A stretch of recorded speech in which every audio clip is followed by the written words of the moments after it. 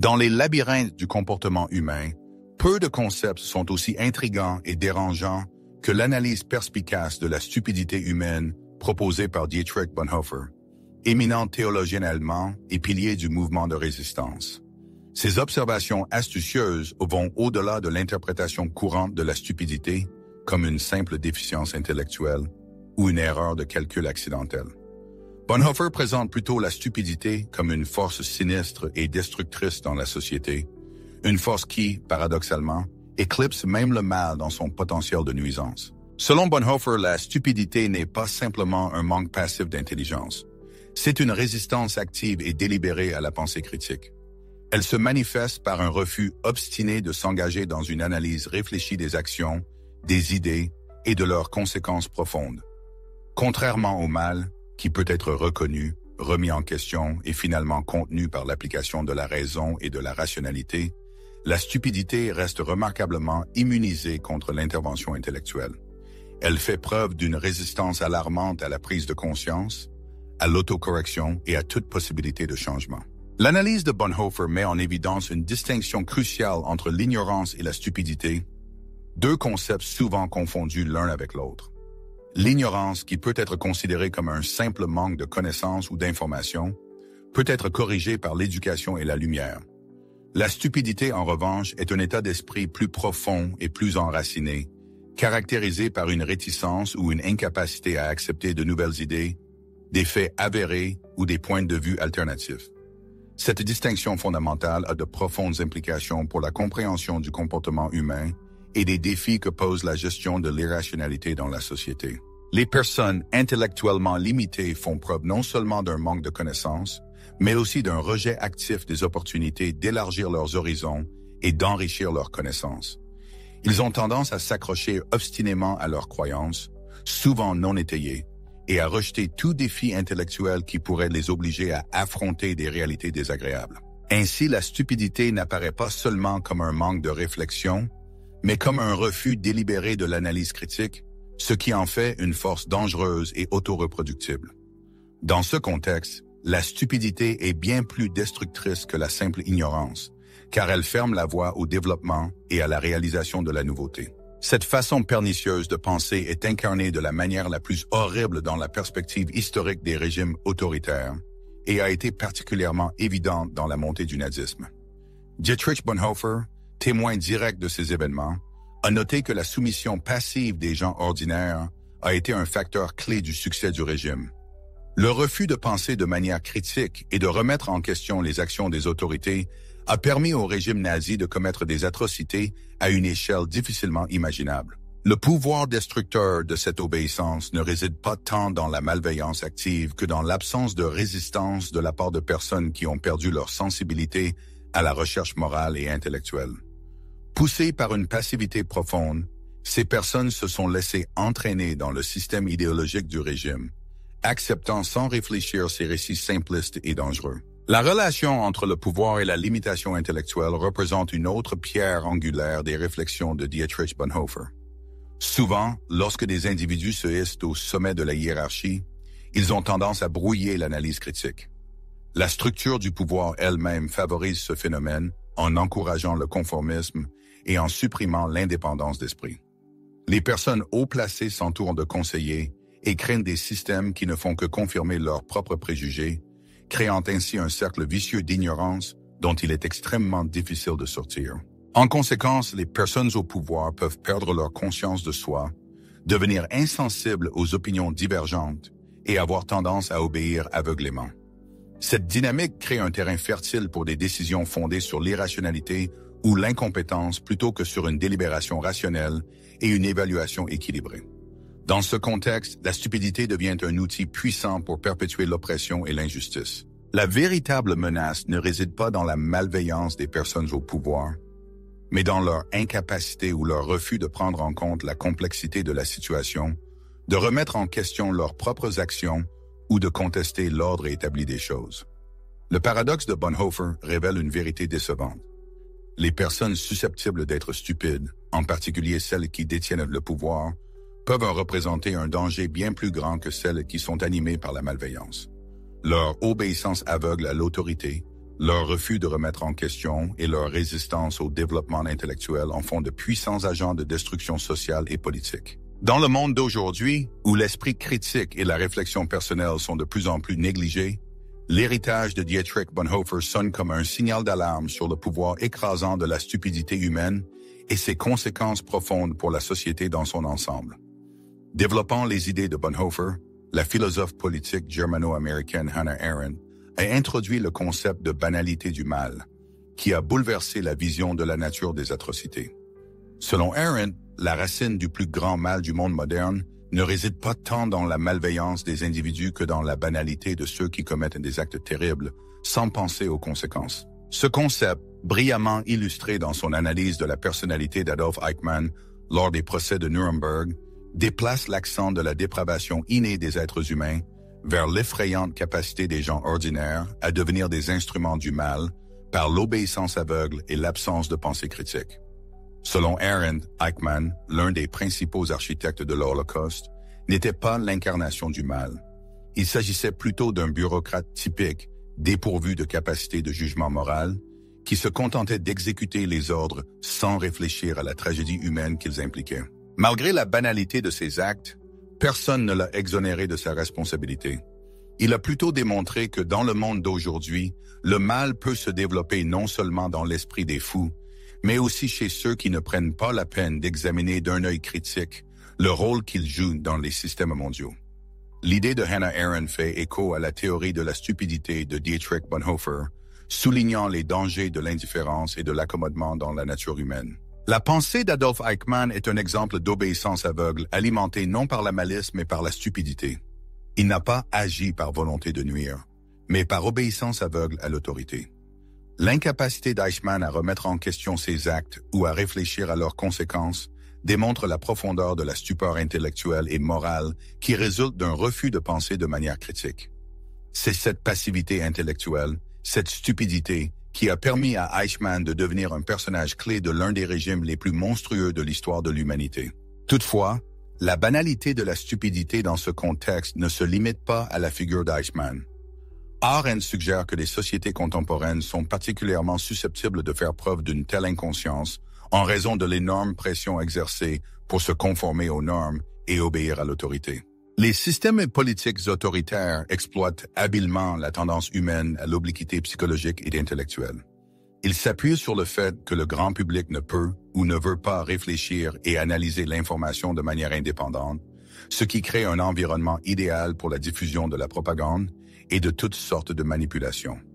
En instaurant un contrôle strict des flux d'informations et en simplifiant les questions complexes en schémas primitifs, noirs et blancs, ces régimes parviennent à façonner l'opinion publique avec un succès impressionnant. En conséquence, les citoyens commencent à accepter inconditionnellement toutes les actions des autorités. Ce processus transforme les gens ordinaires en instruments obéissants de la tyrannie, non pas en raison de leurs intentions malveillantes, mais en raison de leur inertie intellectuelle et de leur incapacité à évaluer de manière critique la réalité environnante. Le concept proposé par Hannah Arendt souligne que la myopie, élevée au rang de politique publique par l'obéissance aveugle et le refus de l'esprit critique, peut perpétuer les systèmes les plus brutalement répressifs. Le refus de l'individu d'évaluer de manière critique les actions des autorités, le mépris des obligations morales et l'incapacité à réaliser les conséquences à long terme de ces actions sont autant de manifestations d'un état d'esprit qui ouvre la porte à la tyrannie. La vision de Hannah Arendt sur la nature du mal est un signal d'alarme pour chacun d'entre nous, qui doit résister aux pressions omniprésentes du conformisme, à la paresse intellectuelle et à la remise en question des structures de pouvoir qui façonnent notre réalité. Son message souligne que les atrocités se développent là où il n'y a pas d'analyse profonde et de réflexion critique, et que notre capacité de jugement moral dépend directement de notre capacité à évaluer de manière critique le monde qui nous entoure et la place que nous y occupons. Dans la société contemporaine, le concept de banalité du mal se manifeste par l'acceptation passive d'idéologies et d'attitudes politiques destructrices. Que ce soit dans l'environnement professionnel, l'arène politique ou les questions de justice sociale, il n'est pas rare de voir des personnes suivre aveuglément des directives ou accepter des visions simplistes du monde sans réfléchir aux conséquences. Cette apathie intellectuelle, souvent dissimulée derrière un masque de loyauté ou de patriotisme, constitue une grave menace pour les valeurs démocratiques et les droits de l'homme. Le véritable défi consiste à sortir les gens de leur torpeur intellectuelle, à stimuler la pensée indépendante et à veiller à ce que les mécanismes du pouvoir soient soumis à une évaluation critique et morale. La théorie de la banalité du mal d'Arendt nous rappelle brutalement que les gens ordinaires, en succombant au conformisme et à la passivité intellectuelle, peuvent devenir les instruments des pires atrocités. Une question naturelle se pose. Comment pouvons-nous nous protéger et protéger la société de cette tendance dangereuse? La solution réside dans le développement de la pensée critique, de l'introspection profonde et du courage de résister à la pression de l'autorité et de l'accord universel. Ce sont ces qualités qui permettent de briser le cercle vicieux de l'ignorance et de progresser vers un monde fondé sur la raison et la justice. Bertrand Russell, éminent penseur du XXe siècle, observait avec inquiétude les tendances intellectuelles de son époque. Il était particulièrement préoccupé par le fait que la société moderne récompensait souvent l'ignorance et réprimait l'intelligence. Selon lui, la stupidité, en particulier dans la politique et la vie publique, l'emporte souvent sur la raison, ce qui a une influence décisive sur le cours de l'histoire. La critique de Russell sur l'adoration aveugle de la société pour les idées simples et populistes, au détriment de la pensée complexe et rationnelle, s'inscrit dans la lignée des avertissements de Bonhoeffer et d'Arendt sur les dangers de la stupidité. Mais Russell va plus loin, en pointant du doigt les structures sociales qui non seulement tolèrent l'ignorance, mais favorisent activement son triomphe. L'une des thèses centrales de Russell est que les institutions politiques et sociales contemporaines encouragent souvent l'ignorance tout en sanctionnant la pensée indépendante et l'analyse critique. À une époque où les problèmes à multiples facettes sont réduits à des phrases et des slogans accrocheurs, les sociétés sont poussées vers des solutions superficielles qui ignorent la véritable profondeur des défis à relever. Russell y voit une tendance dangereuse, en particulier dans la sphère politique, où un dirigeant capable de présenter un récit facile à comprendre ait souvent plus de succès que celui qui propose des analyses subtiles et approfondies. Il en résulte une société où l'intelligence et la rationalité sont perçues comme un fardeau et où les croyances superficielles et simplistes sont érigées en vertu. Un tel climat intellectuel ouvre la porte à l'élévation de la stupidité au détriment de la raison, car les gens recherchent des récits qui promettent certitude et simplicité plutôt que d'affronter l'inconfortable complexité de la réalité. Russell attire également l'attention sur le confort psychologique qui accompagne la stupidité. Les gens trouvent souvent plus facile d'accepter des explications simples, en noir et blanc, qui apportent des réponses sans ambiguïté à des questions complexes. La pensée critique, bien qu'importante, est souvent un chemin épineux et inconfortable. Elle implique une volonté de faire face à l'ambiguïté, au flou et à la contradiction, ce qui, pour beaucoup, ne semble pas être l'objectif le plus souhaitable. La séduction des solutions simples, en particulier lorsqu'elles sont proposées par les médias et les hommes politiques, est incroyablement puissante. Bertrand Russell, éminent penseur, a compris que l'intelligence exige des efforts considérables et une profonde introspection, alors que la stupidité, en revanche, offre un sentiment trompeur de sécurité et de confort. C'est cette tendance à préférer le confort de la stupidité à l'inconfort d'une pensée critique, réfléchie, qui explique pourquoi l'ignorance triomphe si souvent de la connaissance dans le monde moderne. Ce phénomène s'accentue encore avec l'explosion des médias et des réseaux sociaux au XXIe siècle. Les observations de Russell, formulées au milieu du XXe siècle, trouvent un écho saisissant dans l'espace médiatique actuel où la désinformation et la simplification à outrance sont devenues monnaie courante. À l'ère numérique, la diffusion rapide d'idées par le biais des plateformes de médias sociaux a donné naissance à ce que l'on appelle les chambres d'écho, où les gens ne sont confrontés qu'à des informations qui confirment leurs croyances déjà établies, renforçant ainsi leur bien-pensance et excluant les points de vue alternatifs. Cette situation favorise la formation de boules idéologiques, où la capacité d'analyse critique cède la place à la pensée de groupe. La diffusion active de fausses informations et le flux continu de messages courts, souvent hors contexte, créent de sérieux obstacles à une réflexion approfondie et globale sur des questions complexes. L'apathie intellectuelle favorisée par les plateformes numériques crée un environnement dans lequel l'ignorance est non seulement tolérée, mais encouragée. Dans ce contexte, la critique de Bertrand Russell semble presque providentielle, puisque l'ère numérique moderne n'a fait que multiplier les tendances contre lesquelles il avait mis en garde dans son essai « Philosophie et politique ». Russell a également attiré l'attention sur la situation paradoxale où, dans différents systèmes politiques, l'intelligence et la pensée rationnelle peuvent être perçus comme des éléments qui constituent une menace, voire un danger pour l'ordre existant. Cette situation est particulièrement prononcée dans les régimes autoritaires ou totalitaires, où les cercles dirigeants favorisent souvent une population obéissante et non critique au détriment de ceux qui remettent en question les autorités ou contestent les normes établies. Selon Russell, plus le niveau d'intelligence et de réflexivité des membres d'une société est élevé, plus ils sont susceptibles d'être en désaccord avec l'idéologie politique dominante, ce qui peut conduire à leur marginalisation, voire à leur répression.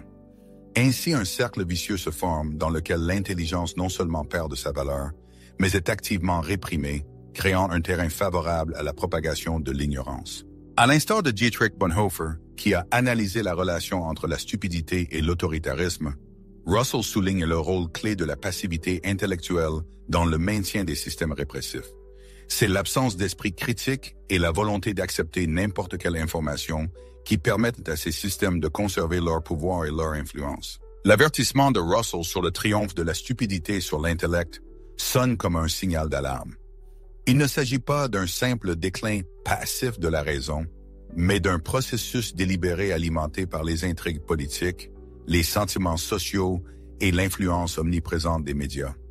Les implications de cette tendance vont bien au-delà des querelles académiques. Une société qui cultive l'ignorance devient une proie facile pour des idéologies primitives et dangereuses.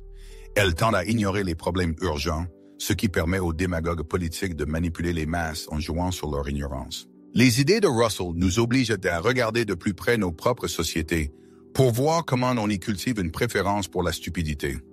Sommes-nous prêts à accepter l'inconfort que l'intelligence apporte avec elle afin de résister au pouvoir destructeur de l'ignorance? L'éducation, une soif inextinguible de connaissances et un engagement inébranlable en faveur de la pensée critique sont les outils qui permettront d'inverser cette dangereuse tendance si bien décrite par Russell. C'est le seul moyen de construire une société où l'intelligence, et non l'ignorance, est célébrée et récompensée. À bien des égards, les manifestations de myopie et d'ignorance ont dépassé les limites des caractéristiques individuelles, devenant comme une épidémie sociale affectant des communautés entières. Les concepts irrationnels et les idées fausses ont une capacité remarquable à se propager rapidement, comme un virus infectant les esprits et trouvant de plus en plus d'adeptes grâce à une répétition incessante et à l'acceptation sociale. Cette contagion intellectuelle constitue une menace sérieuse, car elle détruit progressivement les fondements de la pensée indépendante et de l'analyse critique pour les remplacer par l'insouciance collective. La marche triomphale des croyances irrationnelles et des idées primitives dans la société n'est pas un processus aléatoire, mais le résultat naturel d'une interaction complexe de facteurs psychologiques et sociaux. Ces facteurs cultivent le conformisme, suppriment la dissidence et créent un terrain favorable à l'épanouissement de l'irréflexion. Les structures sociales, qui vont des machines de propagande à la pression des pairs, jouent un rôle clé dans la propagation de la stupidité, en exerçant une influence puissante et profonde sur la conscience publique. Dans le monde d'aujourd'hui, où l'information se propage à une vitesse sans précédent, les médias et les réseaux sociaux deviennent les principaux canaux de diffusion rapide des idées qui sont loin d'être toujours exactes et équilibrées. La désinformation, les nouvelles fabriquées et les interprétations simplifiées des événements se répandent comme une traînée de poudre dans l'espace numérique, gagnant en popularité uniquement par la répétition. La répétition des mêmes affirmations crée un sentiment trompeur d'authenticité et de vérité, encourageant les gens à les prendre pour acquis sans remettre en question leur validité réelle. À une époque où tout le monde peut devenir une source d'information, la frontière entre la vérité et de la fiction est floue, ce qui rend beaucoup plus difficile la distinction entre la réalité objective et les fictions subjectives. Dans ces conditions, la pensée indépendante est affaiblie par le flux écrasant d'informations qui exigent une attention constante, ce qui conduit les gens à rechercher les explications les plus simples et les plus familières, plutôt qu'à analyser de manière critique des questions complexes. L'un des aspects les plus dangereux de la propagation de l'ignorance dans la société est le rôle significatif des groupes sociaux et de la pression des autres dans le renforcement de ce phénomène. Les êtres humains sont par nature des créatures sociales et le besoin d'appartenance à un groupe et d'approbation l'emporte souvent sur le désir d'indépendance d'esprit. Différents groupes sociaux, qu'ils soient politiques, religieux ou idéologiques, créent une atmosphère dans laquelle certaines croyances et opinions sont considérées comme généralement acceptées, tandis que toute expression de désaccord ou d'analyse critique est condamnée. Dans les sociétés polarisées où l'identité du groupe est inextricablement liée à l'infaillibilité idéologique, cette tendance est particulièrement prononcée. Dans de telles circonstances, les individus refusent souvent de penser par eux-mêmes par crainte de rejet social ou de l'ostracisme. Le désir de se conformer aux normes acceptées et la soif d'acceptation sociale sont si forts que les gens commencent à accepter inconditionnellement les croyances et les comportements de leur groupe sans analyse critique. Au fil du temps, ce mode de pensée collectif conduit à la diffusion de visions du monde simpliste et superficielles, souvent très éloignées de la réalité. Un autre facteur puissant contribuant à la contagion sociale de la stupidité est l'influence de l'autorité et de la hiérarchie sur la formation des croyances. Dès leur plus jeune âge, les gens apprennent à accepter l'autorité de figures telles que les enseignants, les parents et les dirigeants politiques sans la remettre en question. Dans de nombreuses cultures, l'obéissance à l'autorité est considérée comme une vertu, tandis que la pensée critique est découragée et supprimée au nom de la conformité. Cela est particulièrement évident dans les États totalitaires, où toute expression de dissidence est sévèrement punie et où l'État exerce un contrôle total sur les flux d'informations. Cependant, même dans les démocraties, l'adoration aveugle des figures d'autorité conduit souvent les gens à accepter leurs idées sans condition, sans prendre la peine de vérifier leur validité. Lorsque des dirigeants et des experts font des déclarations, en particulier sur des questions complexes, de nombreuses personnes ont tendance à les croire sur parole, sans essayer de comprendre la logique ou les preuves qui sous-tendent leurs affirmations. Cette déférence à l'égard de l'autorité peut constituer un sérieux obstacle à la pensée indépendante, car elle crée un environnement dans lequel les gens cessent de penser par eux-mêmes et s'en remettent à d'autres pour déterminer la vérité. La contagion sociale de la stupidité constitue une menace non seulement pour la propagation de croyances infondées, mais aussi pour l'oppression de la diversité intellectuelle et de la pensée critique. Dans une situation où tous les membres d'un groupe social partagent le même ensemble d'idées invérifiables, il devient extrêmement difficile de remettre en question ces idées ou d'envisager d'autres points de vue.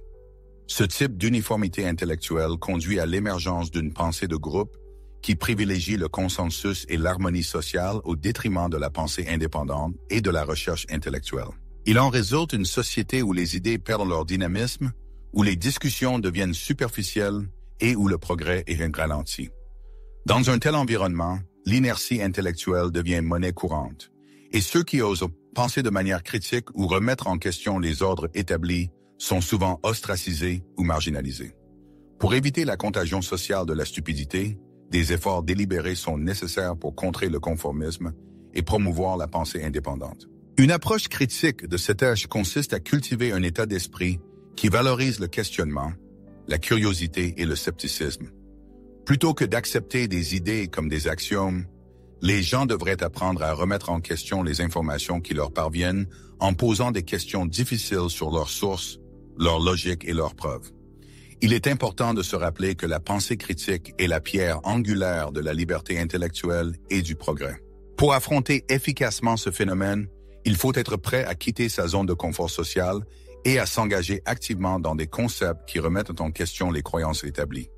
Cela demande un courage considérable pour se séparer de la masse et résister aux pressions de la pensée de groupe, qui conduit souvent au conformisme et à la stagnation.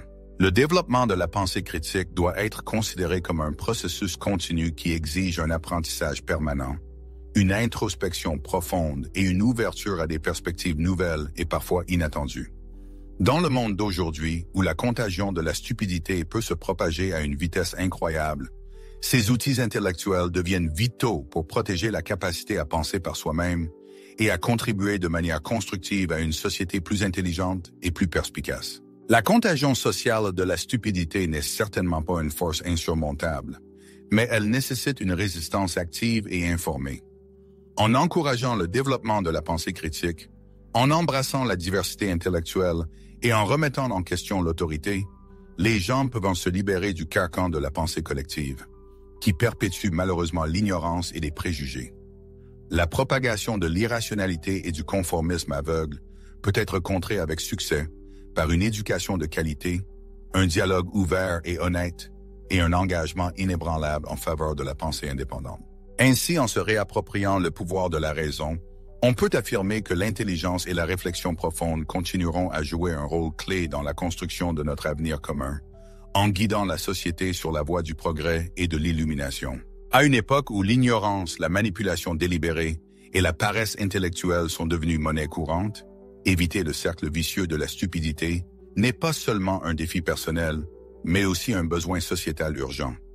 L'histoire de l'humanité, et en particulier les idées d'éminents penseurs tels que Dietrich Bonhoeffer, Hannah Arendt et Bertrand Russell, montrent clairement que l'indulgence collective à l'égard de la stupidité peut avoir des conséquences tragiques. Cependant, de même que ces forces destructrices sont de nature sociale, les stratégies pour y résister doivent également être de nature collective.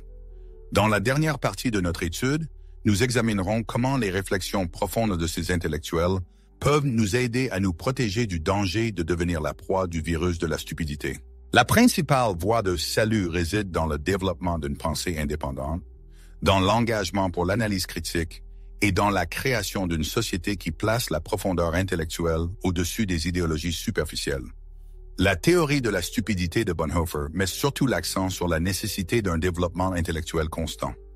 Pour éviter de tomber dans la stupidité, il faut se consacrer à l'éducation permanente et à la recherche de la vérité, même si elle est gênante ou contraire à la sagesse conventionnelle. La critique de Bonhoeffer à l'égard de la passivité est particulièrement pertinente dans le monde d'aujourd'hui, où les pressions de la conformité et l'attrait des solutions faciles influencent constamment l'esprit des gens. Dans le monde d'aujourd'hui, où la désinformation et les opinions biaisées sont devenues monnaie courante, le moyen le plus efficace de contrecarrer ces tendances négatives est le développement continu de la pensée critique. Cela implique non seulement de rechercher activement de nouvelles connaissances, mais aussi de tester constamment ses propres croyances et perceptions. Un véritable progrès intellectuel est impossible sans la volonté de reconnaître ses propres erreurs et conceptions erronées. À une époque où de nombreuses personnes ont tendance à ne chercher que la confirmation de leurs opinions, la capacité à embrasser la complexité et à envisager d'autres points de vue devient particulièrement importante. Le concept de banalité du mal de Hannah Arendt offre une autre leçon importante, la nécessité d'une réflexion morale et intellectuelle.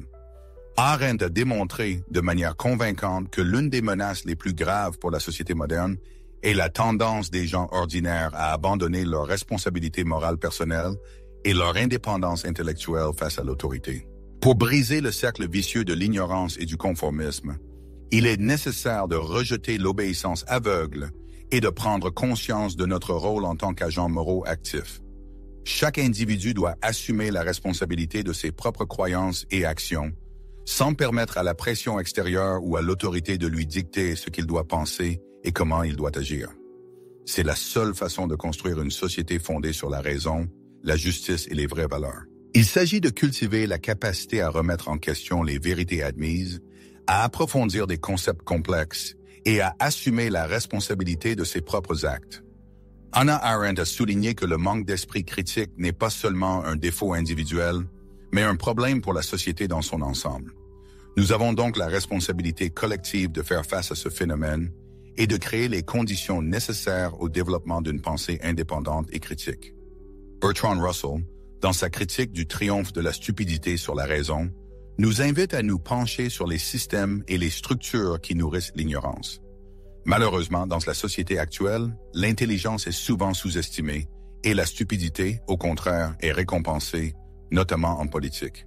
Pour nous prémunir contre l'influence de la stupidité, nous devons reconnaître les forces intellectuelles qui façonnent notre monde et être vigilants face aux médias, aux idéologies politiques et aux structures sociales qui simplifient la pensée. M. Russell a fait remarquer que la société encourage souvent le conformisme et réprime la dissidence, en particulier sur les questions qui nécessitent d'une analyse approfondie.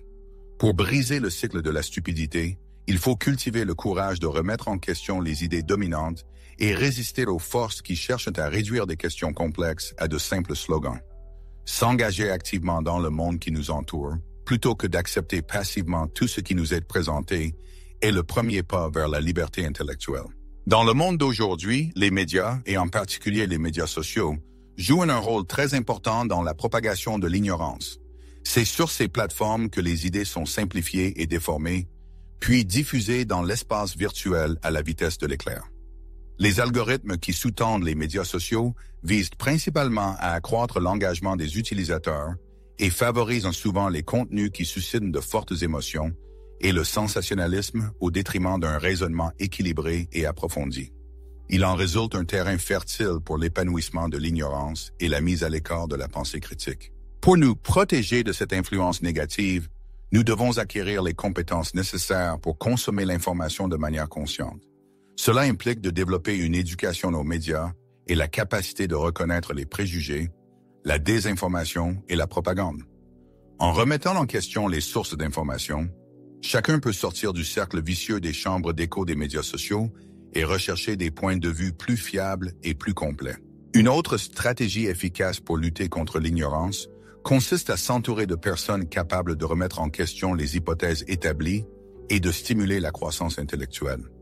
Le conformisme social est certes une force puissante, mais il ne faut pas oublier que les personnes qui nous entourent ont une influence considérable sur la formation des opinions. En créant autour de vous des communautés qui valorisent la pensée critique, la diversité des opinions et l'honnêteté intellectuelle, vous pouvez faire contrepoids aux pressions sociales qui poussent au conformisme. Il est essentiel de s'engager avec des personnes intellectuellement stimulantes, car de telles relations fournissent la nourriture intellectuelle nécessaire pour résister aux pressions de la pensée de groupe et créer un terrain fertile pour l'émergence d'idées novatrices. Par conséquent, il devient primordial d'établir et d'entretenir des relations avec ceux qui encouragent une réflexion approfondie, un débat constructif et une curiosité intellectuelle inextinguible. En outre, pour sortir du cycle de l'ignorance et de l'illusion, une culture de la modestie intellectuelle doit être activement encouragée. Reconnaître les limites de nos propres connaissances nous permet d'admettre que notre compréhension du monde est toujours incomplète et que nous sommes constamment en train d'apprendre. Cela nous libère de l'arrogance intellectuelle qui accompagne souvent une confiance en soi inébranlable et ouvre la voie à un engagement plus ouvert et plus curieux avec le monde qui nous entoure. Dans une société où les gens sont souvent poussés à paraître sûrs d'eux et inébranlables dans leurs convictions, la modestie intellectuelle est une qualité rare mais extrêmement précieuse. En développant cette qualité en nous-mêmes, nous pouvons aborder le monde avec un grand sens de la curiosité, une volonté d'apprendre et une capacité de croissance constante. En fin de compte, se libérer des chaînes de l'ignorance consiste autant à résister aux forces extérieures qu'à cultiver la résilience et la sagesse intérieure.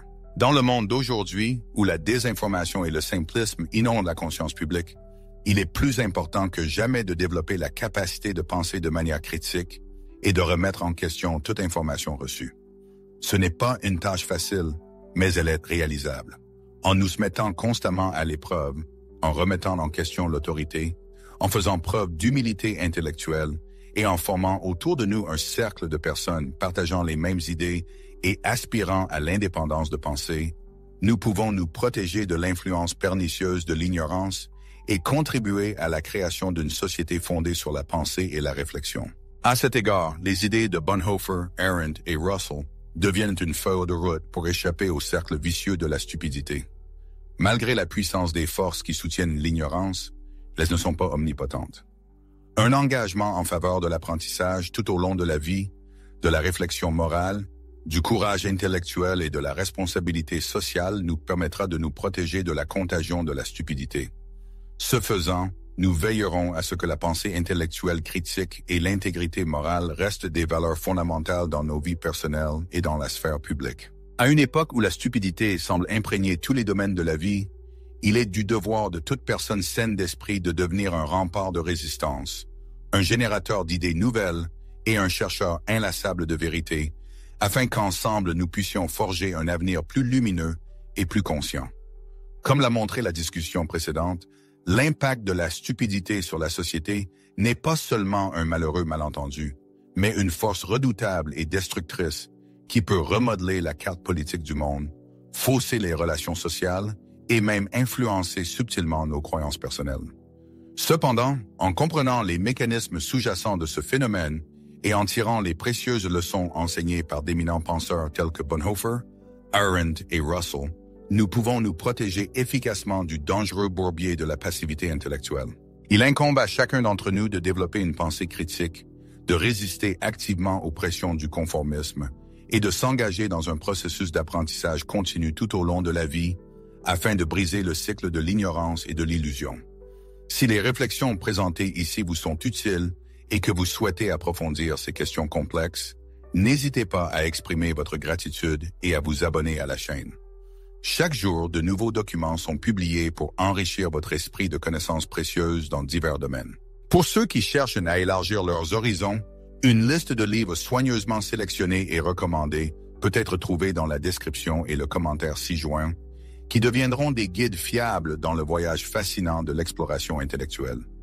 Ne perdez jamais votre curiosité, restez engagé et, surtout, gardez un œil critique sur le monde. Jusqu'à ce que nous nous rencontrions à nouveau, continuez à poser des questions et à